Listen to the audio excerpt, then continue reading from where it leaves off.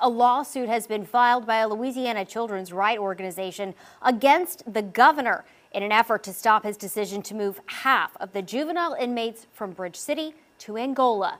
The decision comes after multiple escapes and alleged shooting by one of those juvenile escapees. WDSU's Eli Brand has been gathering reaction all day, and he joins us live now outside the facility.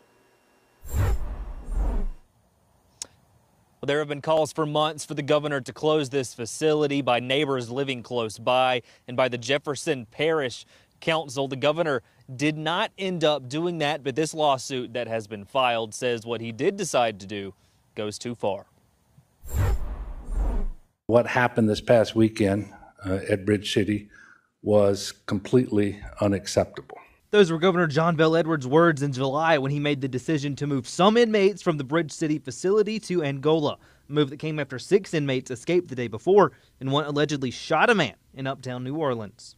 This could seriously be the end of my husband's life. Stacey Toops did not want to go on camera, but says her husband Scott was the man shot by an escapee last month. She says a lawsuit stopping the movement of inmates from the Bridge City facility is ludicrous. I'll make sure to relay that their comfort is important while he lays in a hospital bed fighting for his life.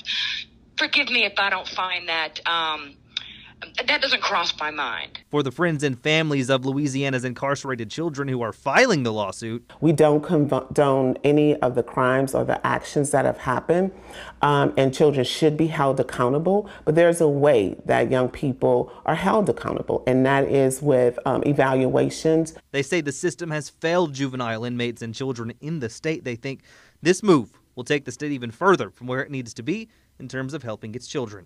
We heard from a mom just the lawsuit just talked about how her young person is suffering from mental health and he needs supports. And it's so unfortunate that we don't hear that as a state.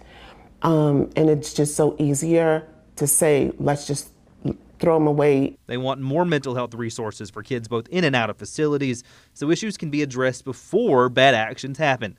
For Toops, she says the scars left behind for her family need to be stopped from happening again. Do you want them living next door to you? Leave your door unlocked. You know, there's no safety there. If they are at Angola, it's simply geography. They're in a more secure place, as Bridge City should have been to begin with.